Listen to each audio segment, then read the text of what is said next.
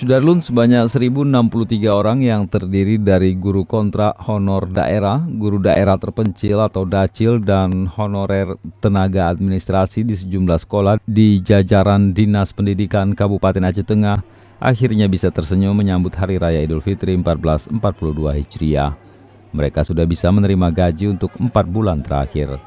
Pembagian gaji ini untuk guru kontrak dan honorer itu berlangsung di Komplek Disdik Aceh Tengah Selasa 11 Mei 2021.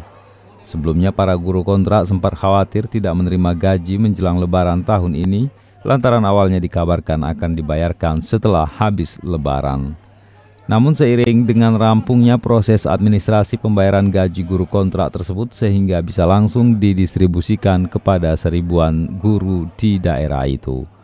Para guru yang menerima gaji tersebut terdiri dari guru TK, SD, dan SMP dengan jumlah sebanyak 840 orang, serta untuk 223 tenaga administrasi SD dan SMP. Kami menghimbau kepada teman-teman guru, sahabat-sahabat guru saya, terutama yang berada di daerah pinggiran dan semuanya, agar gaji guru kontrak yang memang disepakati diterima 4 bulan ini bisa dimanfaatkan semaksimal mungkin.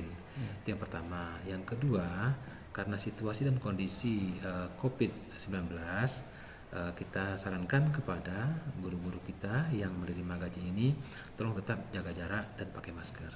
Dari Takengon Mahyadi, Serambion TV.